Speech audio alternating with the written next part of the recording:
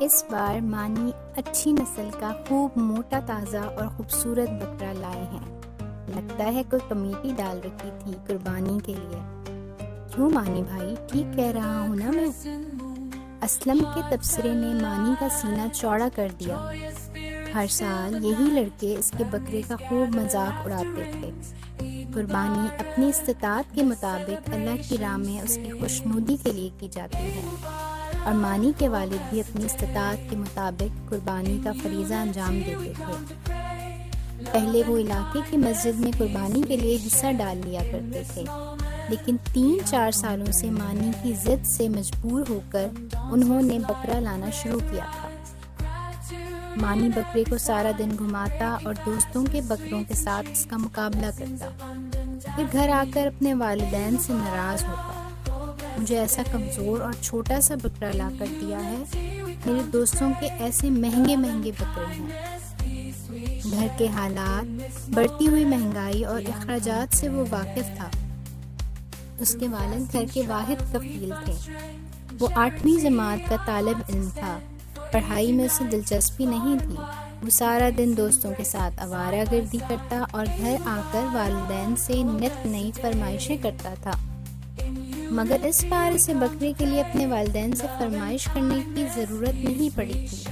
وہ خود ہی بکرا لے آیا تھا اور اب سب کی واہ واہ داد و تحسین وصول کر رہا تھا۔ کوئی شخص ایسا نہیں تھا جس نے بکرے کی تعریف نہ کی ہو۔ وہ خوشی سے پھولے نہیں سما رہا تھا۔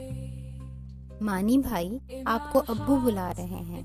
وہ بھی بکرے کو گھر کی طرف لے جا رہا تھا کہ اس کا بھائی آ گیا۔ ہاں ہاں تم چلو، میں آتا ہوں۔ اس کا دل بکرے کو سیر کرا کر بھرا نہیں تھا۔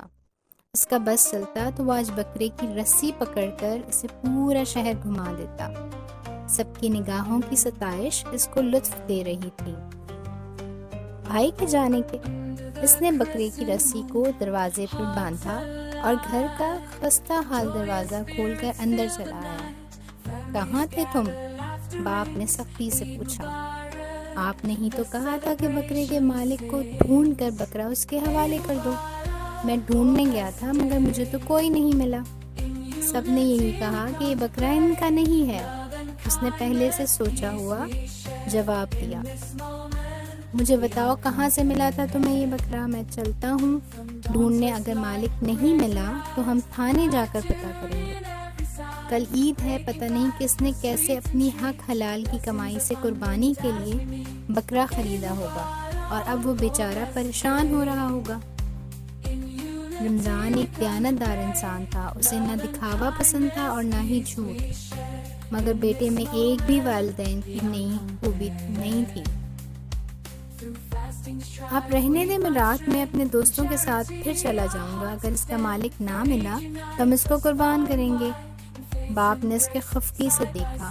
قربانی کے لیے بکرا میں لا چکا ہوں۔ اتنا سستا بکرا لائے ہیں آپ؟ اسے دیکھ کر مذاق اڑا رہے تھے سب، اور اب تو میرے اس نئے بکرے کو دیکھ کر ان کی آنکھیں کھلی کی کھلی رہ گئی ہیں۔ بیٹا، ہمارے پاس جتنے پیسے تھے ہم اس کے مطابق اچھا بکرا لے کر آئے ہیں جو کسی بھی نقص سے پاک ہے۔ صحت میں ذرا کم ہے مگر قربانی کی شرائط پر پورا اترتا ہے، دیکھنے میں بھی اچھا ہے۔ اللہ نیت دیکھتا ہے۔ ہم اپنی حق حلال کی کمائی سے اللہ کی راہ میں قربانی کر رہے ہیں، اور دوسرے کی چیز سے بھی ہمیں کیا نفع یا نقصان حاصل ہوگا؟ اس کی والدہ نے اسے تحمل سے سمجھایا مگر اس نے ہوں کر کر سر جھٹک دیا۔ سفید رنگ کا صحت مند بکرا جب ان کے دروازے کے سامنے ذبح ہوگا تو محلے میں ان کی شان ہی علیحدہ ہوگی۔ اس نے کل کے خواب دیکھنا شروع کر دیے تھے۔ ہر طرف اللہ کی راہ میں لوگ اپنی استطاعت کے مطابق قربانی کا فریضہ انجام دے رہے تھے۔ عید الاضحیٰ کی صبح نماز فجر اور عید کی نماز کی ادائیگی کے بعد سے ہی مانی بکرے کی قربانی کی ضد کرنے لگا۔ وہ رات بھر سویا نہیں تھا اور سارا وقت بکرے کے ساتھ رہا تھا۔ والد کے منع کرنے کے باوجود کسائی کے پاس اس نے 2 بکروں کی قربانی کی بکنگ کروا دی تھی۔ 11 بجے تک کسائی نے آنے کا وعدہ کیا تھا۔ مانی سب بچوں اور بڑوں کی طرح نئے کپڑے پہنے بے صبری سے کسائی کی آمد کا انتظار کر رہا تھا۔ رمضان بھائی، اس بار بکرا تو کمال کا لیا ہے، بڑا ہی خوبصورت اور سمجھدار جانور ہے، لگتا ہے گھر کا پلا ہوا ہے، اور یہ ہوگا بھی 1.5-2 لاکھ کا۔ رمضان گھر سے باہر نکلا تو اس کے پڑوسی نے تعریف کی۔ وہ بیچارہ بے چین ہو کر سچ بتانے لگا تھا کہ 1-2 اور دوست آ گئے۔ واہ رمضان، لگتا ہے کوئی لاٹری نکل آئی ہے، جو ایسا تگڑا بکرا خریدا ہے۔ ہر سال تو 20,000 سے زیادہ کا بکرا نہیں لیتے تھے، اس بار مزدوری کے ساتھ کہیں نوکری بھی کر لی ہے کیا؟